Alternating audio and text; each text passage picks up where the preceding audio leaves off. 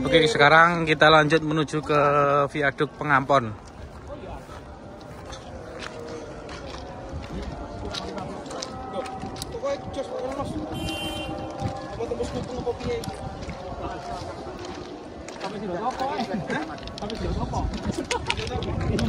Jangan, nggak usah. Cair aja Kapasari.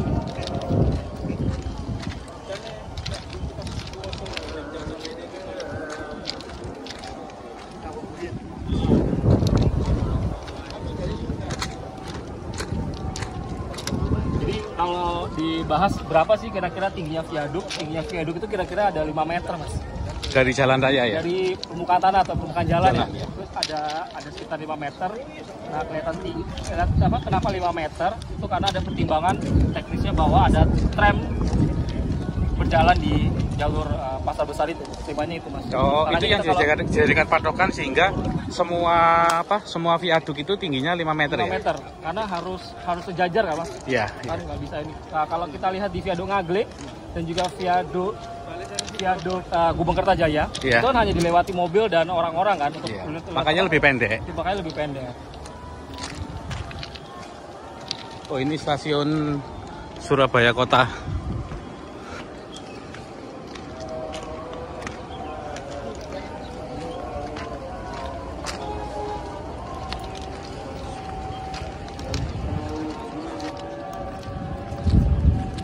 Nah, ini stasiun Surabaya Kota nih. Ini dulu areanya luas sekali, Mas. Dulu ya kalau dibalik lagi, ditarik lagi ke 1878, dulu tuh ada bengkel kecil di sini, lalu juga ada deponya, dan juga sebenarnya di sebelah sana, Mas, dekatnya rumah sinyal itu, itu dulu ada bekas turntable-nya, Mas. Oh. Meja pembalik, meja putarnya. Nah, jadi kan ini kan terminus ya, Mas ya. Iya, Untuk dia iya. berputar arah ke arah Gubeng itu lokomotifnya diputar di sini bisa. Jadi sebelahnya rumah sinyal itu Ya, ada rumah sinyal itu. turntable ya? Iya, betul. Masih masuk di dalamnya stasiun ya? Iya, betul. Tidak melebihi jalan itu, tapi masih di area emplacement stasiun, Mas. Jadi sebenarnya ya, Mas ya, kenapa itu dinamakan semut? Dulu itu ada pemukiman militer atau kampemen militer, itu namanya semut. Oh, oke. Nah, ini udah pasti ini dari orang-orang lokal lah yang menyebutkan itu, sehingga sama orang Belanda ini diadaptasi jadi nama semut itu. Semut. Jadi untuk ketika pembangunan stasiun Surabaya Kota di tahun 1875 sampai 1878 itu dibuka, itu memang ada gudang militer atau namanya magazin atau gudang militer itu namanya Bastion 8, itu yang juga ikut dihancurkan. Juga ada pemukiman militer itu yang namanya kampemen semut itu juga kemudian digusur. Itu ada beberapa yang dikorbankan lah, Mas. Karena gini, Mas, selain karena dekat daerah komersil yang aku bilang tadi dihidupkan oleh orang Cina dan orang Arab, itu juga karena aksesnya itu gampang, Mas. Itu dari Sungai Pegirian itu dapat, dari Kalimas ini dapat kalau naik perahu, lalu juga di depannya juga ada jalan, jadi aksesnya gampang dan juga dekat daerah komersil. Jadi alasannya itu, Mas, dua. Alasan utamanya kenapa stasiun Surabaya Kota kemudian ditaruhnya tuh di sini, di daerah Bibis.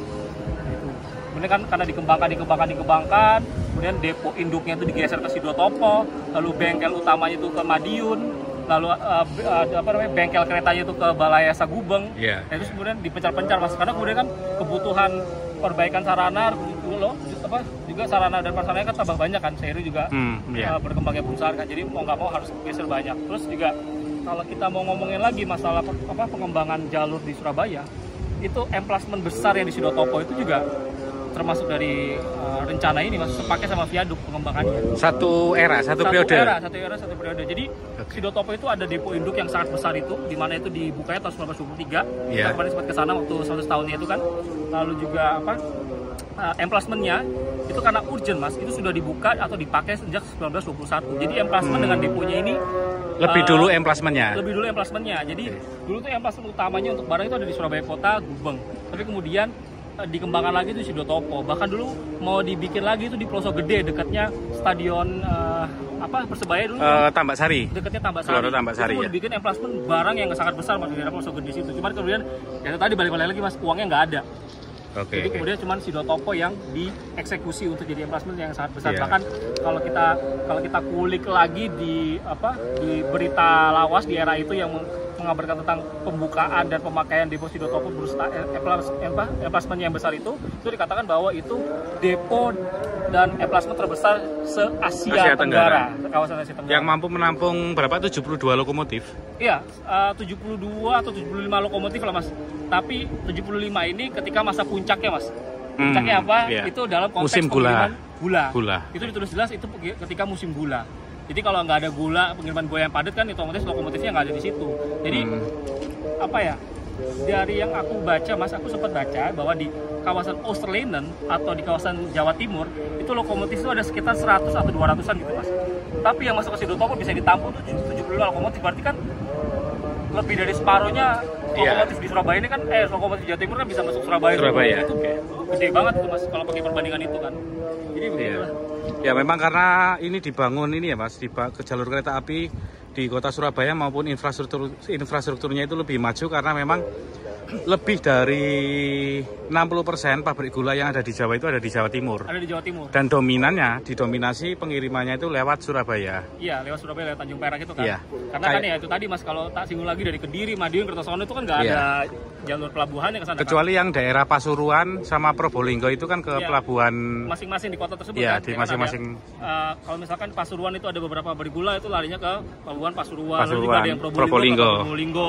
Lalu yang dari daerah timur Jember, Jatiroto, Semboro itu. Jatiroto ya? Iya. Yang punya HVS 1906 itu. Nah, itu dikirimnya ke Probolinggo, Mas. Yang bukan ke ini ya, bukan ke mana yang stasiun nonaktif itu Panarukan. Bukan, Mas, itu diseretnya ke Probolinggo. Oh. Jadi itu kan bikin pabrik gula 1906-an atau sebelumnya ya, Mas ya? Iya. 1900-an awal lah. Itu juga stasiunnya Jatiroto itu juga dibuka karena ada pabrik gula itu Mas. Sebelumnya nggak ada stasiun di situ. Itu dibuka untuk layanan barang juga, untuk dalam tanda kutip diseret ke pelabuhan Probolinggo. Nah juga ada kereta snail train atau kereta cepat itu yang jurusan Surabaya ke Jatiroto. Jatiroto ya benar, Jatiroto. Ya itu karena ada pabrik gula. Dulu area Jatiroto kan bukan apa-apa Mas, cuman kayak tegalan gitu kan, atau hutan. Kalau kemudian dibabak. Kalau Panarukan itu untuk apa Mas ya? Panarukan itu ya untuk dari jalur ke Kalisat ke Panarukan itu banyak tembakau kan? Tembakau ya, paling banyak. Aduh, Berne siapa sih itu namanya? Aku lupa itu namanya. Oh, yang pernah kita belusui di daerah ini ya, sama apa? 2 tahun lalu sama Mas Nanang itu ya. Yang kantor ini apa namanya, kantornya di daerah Pandaan itu. Dia termasuk properti. Iya, di Tretes ya? Iya, Tretes. Aduh, aku lupa ya. Agak lupa namanya. Jason Berne siapa sih namanya yang terkenal di daerah Bondowoso itu atau Situbondo lah itu. Terkenal kan itu untuk pengiriman tembakau kan, karena dia punya perkebunan besar di situ. Terus ya pengangkutannya terutama ya tembakau itu dilarikan ke Panarukan. Ada juga pengusaha tembakau yang di daerah timur, di daerah Jawa Timur, sisi timur yang di Jember. Itu juga punya perkebunan tembakau di Medan, daerah Sumatera Utara. Oh ya? Ada. Saya cuma lupa namanya. Ada pengusaha yang punya penghasil tembakau, tempat penghasil tembakau itu di daerah Sumatera Utara, daerah Deli sana. Iya, daerah Deli sama di daerah Jawa Timur. Jadi ya itulah pokoknya Mas, komoditasnya banyak dulu ya. Iya. Kalau gula, tembakau, kakao, kopi juga banyak. Karet, banyak banget. Berdasarkan inilah aja namanya karakteristik masing-masing daerah kan. Iya. Kalau di bagian timur tuh, kalau Daop 9 lah, Jember sampai Banyuwangi kan ya kopi, tembakau. Kalau ke Daop 7, Daop 6 tuh kan gula yang paling banyak kan, sampai Daop 8 ini juga. Maksudnya areanya area gula semua. Oke. Ya, itulah kurang lebih ya. Kalau di Surabaya sih bangunannya karena terpengaruh pengangkutan gula, Mas. Itu terutama ya. Sorry, Mas, ini apa? Kalau di peta yang Osjava, itu kan ada jalur dari OJS ke stasiun Pasar Turi ya. Oke, iya. Sorry, kok dari OJS ke stasiun Surabaya Kota. Oh, yang dari daerah Bibis ini? Iya. Itu kalau menurut Mas Nevi, selain untuk pengiriman lokomotif, mungkin nggak bahwa pengangkutan air dulu sebelum ada PDM Surabaya, itu kan kirimnya dari Pasuruan, kemudian pakai SS itu kan ke stasiun Surabaya Kota. Oke. Nah, stasiun Surabaya Kota kemudian dilanjutkan sama OJS ke Werfstraat itu. Werfstraat. Itu tahun berapa dulu, Mas? Tahun 1890-an sebelum PDAM. 90-an akhir. Kalau gini, Mas, kalau bicara masalah tahunnya, aku ini harus acuannya ke tahun dulu karena jalur ke Werfstraat itu kan dibukanya 1897. Iya. Ya kan, kemudian Matias tahun 1906. Iya. Nah, kalau yang Mas Agung sebutin masalah pengangkutan air dari Pasuruan ini kan adanya di buku New Surabaya. Faber itu kan. Iya. Nah, kalau aku ya, Mas, ya, menurut aku kemungkinan yang paling besar adalah jalur dari Gubeng ke Kalimas itu sudah ada tahun 1886. Kalimas ya. Nah, kemungkinan besarnya juga jalur yang ke arah Kalimas Barat itu sudah dibuka atau sempat cabangnya itu ke Kalimas Barat dari stasiun Kalimas itu sudah ada. Jadi kereta itu tidak harus oper-oper lagi karena itu tidak efisien sama sekali, Mas. Oke, jadi sama SS itu karena Von Faber ini bilangnya SS aja, Mas, tanpa ada OJS atau NIS, itu nggak bilang itu, cuman SS aja sebagai pelayan tunggalnya untuk air. Nah, itu kemungkinannya itu dibawa ke Kalimas sampai dengan ke Kalimas Barat di mana itu diturunkan airnya, terus orang-orang pribumi ambil bawa ember kan, pakai gerbong tangki. Jadi kemungkinannya kayak gitu, Mas. Jadi kemungkinan nggak SS langsung tapi nggak pakai OJS ya? Nggak pakai OJS, Mas, karena ya susah juga karena gini, kalau ini dioper di stasiun Surabaya Kota, jembatan Bibis itu rapuh, Mas. Tonasenya kurang kan? Iya. Tonasenya kurang, walaupun kan waktu itu gerbong airnya mungkin tuh hanya gandar 2 kan, tapi secara tonasenya itu kan berat. Jauh lebih berat ya. Jadi itu nggak make sense lah kalau dipakai OJS. Iya, jembatan Bibis kan kelihatan ringkih ya strukturnya. Iya, apalagi kaki-kakinya kan. Iya. Jadi kayak jembatan jalan di Penele itu. Iya. Jadi ya itu nggak salah 1890-an akhir ya. Iya, 1890-an akhir. Pengangkutan air menjadi isu utama di kota Surabaya. Iya, betul. Sebelum ada di Jagir atau PDAM ya. Iya. Pokoknya kalau menurut aku sih, Mas, itu karena Von Faber itu tidak menyebutkan pihak lain selain SS sebagai pengangkut airnya dari Pasuruan itu, ya SS sampai Kalimas itu, dari Kalimas itu rangkaian airnya itu didorong sampai ke Kalimas Barat itu. Kalau yang dari Tabaca ya, Mas ya? Iya.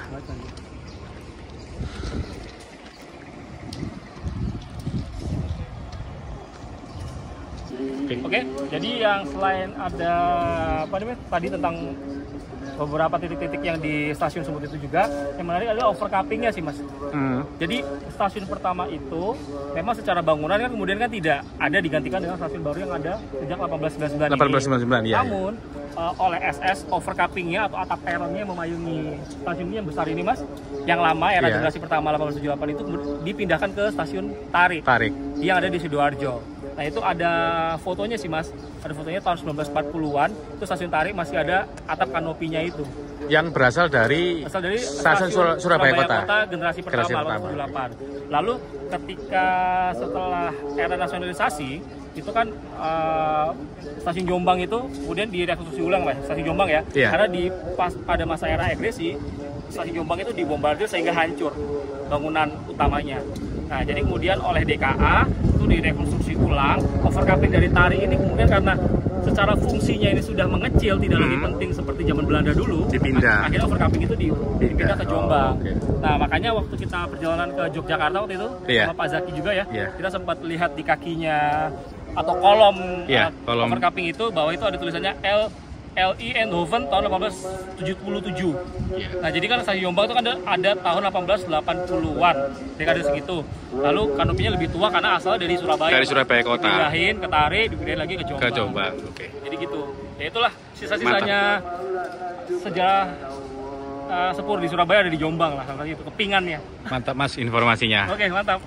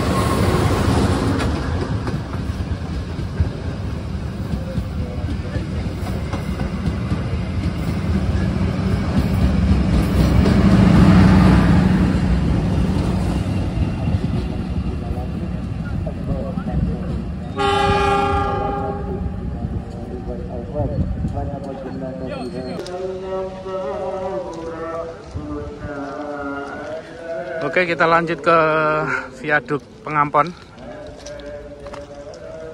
Gimana Mas Dimas? Mantap. Mantap. Om Sarip? Kupas tuntas Surabaya. Kupas tuntas Surabaya.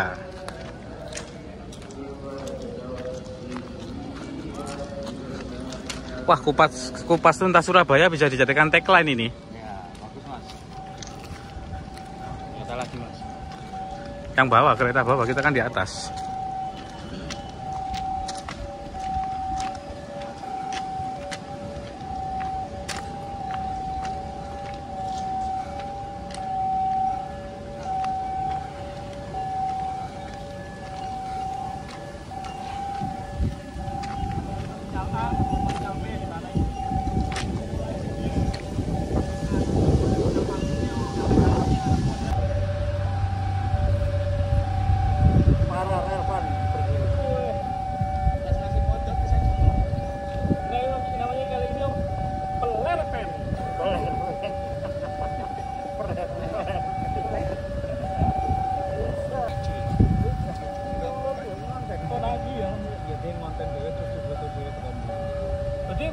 Jekus.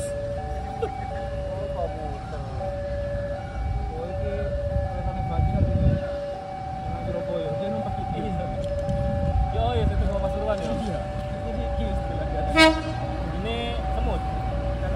Iya semut Pasuruan. Enggak lanjut sampai Surabaya. Sampai Gresik. Sabar.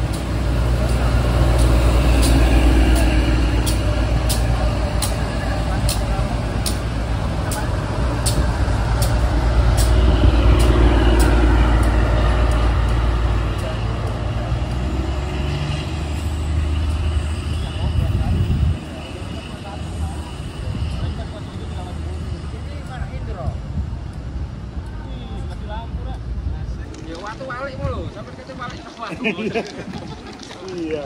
Kita lanjut ke mana Mas? Pengampon yang depan ini ya, viaduk Pengampon. Habis itu terakhir Kawasari. Kapasari. Ya, Kapasari Om. Jadi kita masih kurang 5 viaduk lagi. Loh, 2. Sorry. 2 viaduk. 2 viaduk. ya viaduk kami tidak topo. Terakhir viaduk Suramadu. Tambah doang. Mantap. Boyan 35.